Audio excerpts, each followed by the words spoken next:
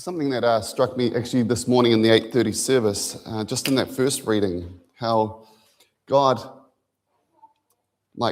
couldn't be, he allowed himself not to be overcome by Jacob, in the way that God condescends. He basically allows himself to be beaten, for lack of a better word, and in a sense that he'll meet us where we're at. And I just love that picture.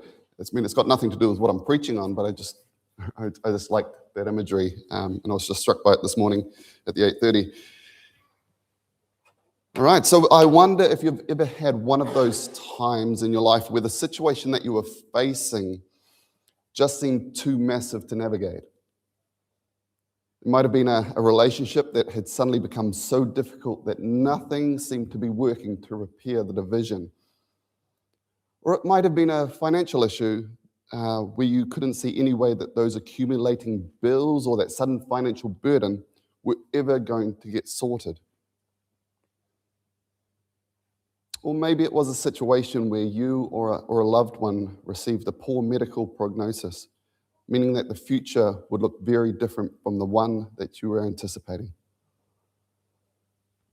Or perhaps you wanted to be a faithful witness to a friend, but when they started asking questions about Jesus and the Christian faith, you realized you didn't actually know as much as you thought you did. When, like those disciples with their 5 loaves of bread and their 2 fish, you found yourself up against it. When what was happening in front of you, it seemed so overwhelmingly huge that you had in your own ability no way that you could see that it would work. When what you had, whether physically, emotionally, spiritually, or even financially, felt too insignificant, too weak, too small to handle what was in front of you. When what you had in your basket simply wasn't going to be enough. Because the reality is that all of us come to a moment where what we have in our basket just isn't enough. And it's in those moments that this one question rises to the surface.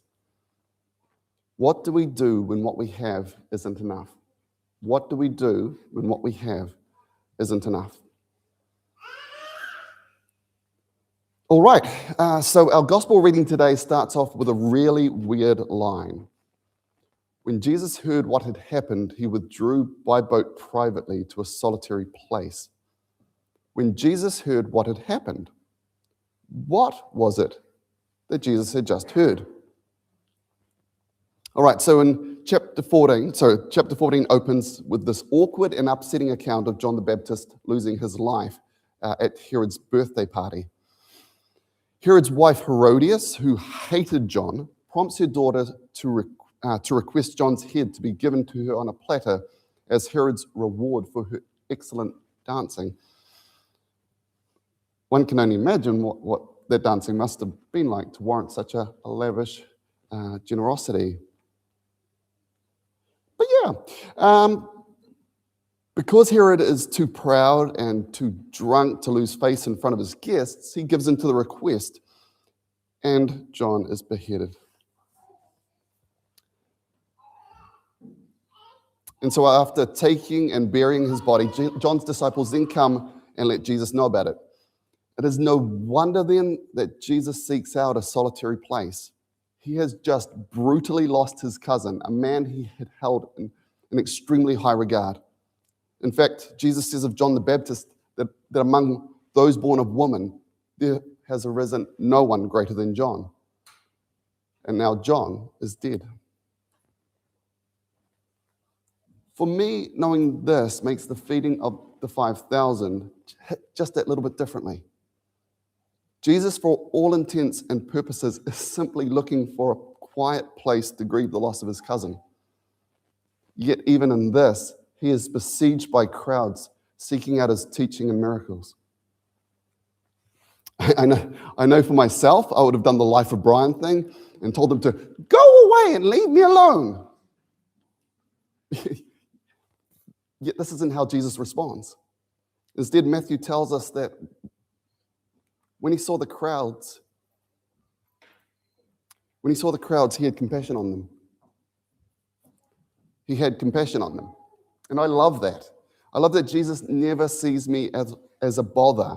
No matter how often I come to him throughout the day asking for his help, he always has time. You know, imagine if Jesus' diary looked like ours. I'm sorry, Andrew, I can only fit you in between 1:15 and 1:25. That's AM, of course. Those are words that you'll never hear come from Jesus. He always has time for us. And so the day eventually drags into the evening as Jesus is busy with healing the sick. And the disciples suggest what they think is best for the crowds. Send the crowds away so that they can go to the villages and buy some food. This is an absolutely reasonable suggestion, right?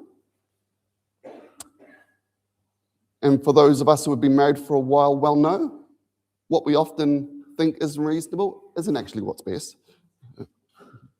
This is actually a lesson I'm still learning. It's only been 21 years, give me a break. And apparently the disciples were also learning this lesson too, as Jesus seems to have had a very different idea. They do not need to go away. You give them something to eat. You give them something to eat. You know, this is one of those moments that what I have in my basket doesn't seem like it's going to cut it.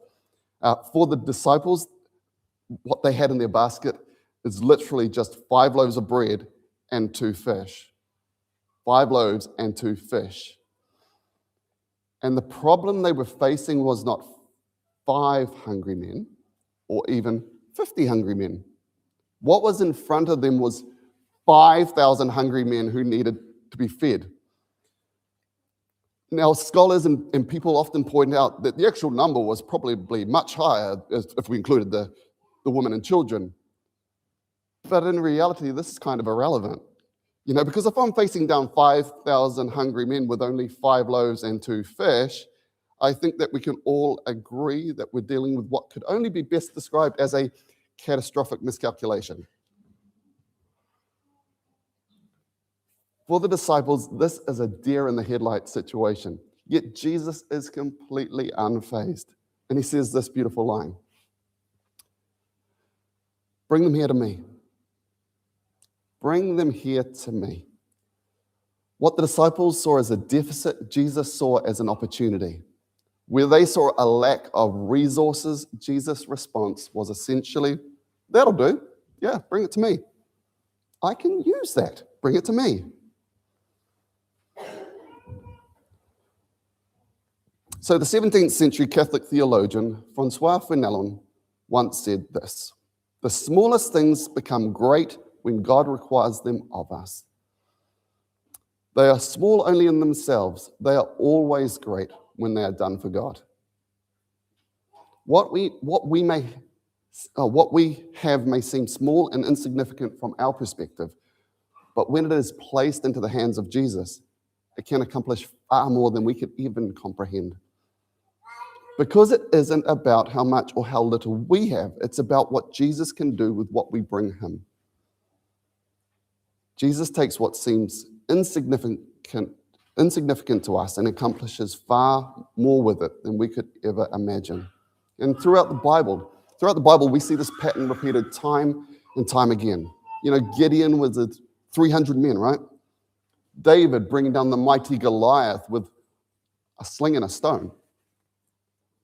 The widow of Zarephath with a handful of flour and a little bit of oil. Yet God sustained her whole household throughout the famine. Again and again, God takes what seems small, insignificant, and inadequate, and he does amazing things with it. And so, my question for us this morning is this. What have you got? What have you got?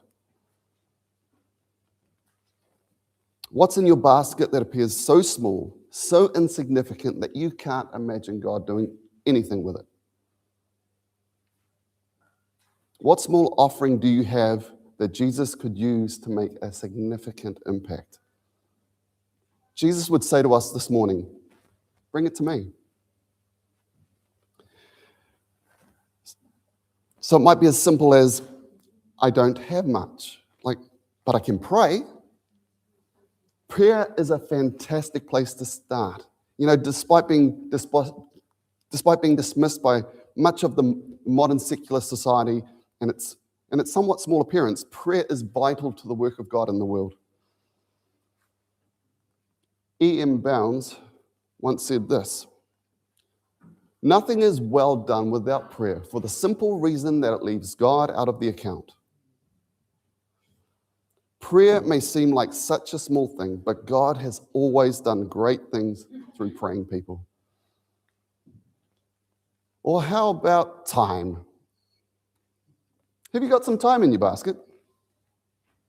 Is there someone in your life who just needs someone to sit with them? To be a listening ear or a shoulder to cry on?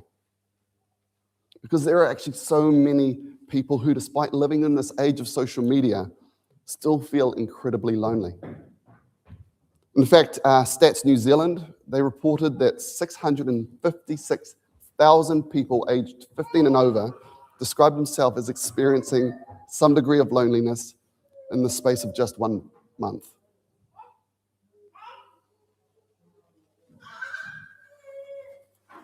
Could it be that your small offering of time is exactly what Jesus wants to use to bring his love into the life of someone else? Or how about everyone's favorite, money? I've discovered that in my own life, God can take what little I have financially and do amazing things with it. I still remember when I first started giving regularly. I'd turn up to church with cash in my pocket, and every Sunday I'd get this little nudge from God to put that money in the offering bag. And this obviously began to get a little annoying because that was the money that I'd allocated for Burger King after church with my mates. So eventually I sat down and said, okay, all right, God, what is it that you actually want me to give? And almost immediately I had this figure come to mind. And to be honest, it was double what I was actually expecting. But though I started giving regularly, and I've never looked back. Now, just to clarify, I'm not saying that if you give, God will suddenly make you wealthy. That's not what I'm saying. But I can honestly say for myself, in my own experience, God has faithfully provided. There have been times when money has been tight, but I've never found myself without what I needed. And so maybe your financial offering is to the local church, or maybe it's supporting ministries like World Vision or Tear Fund. My wife Amy and I have discovered this amazing ministry called Christians Against Poverty. But when we first started supporting them, we weren't actually able to give that much. It was like $12 a month or something. It didn't seem like much.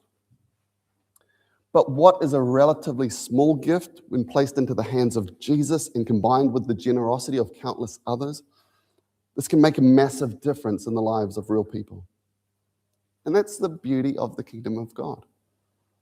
Jesus takes what seems small and insignificant to us and uses it to accomplish far more than we could ever imagine.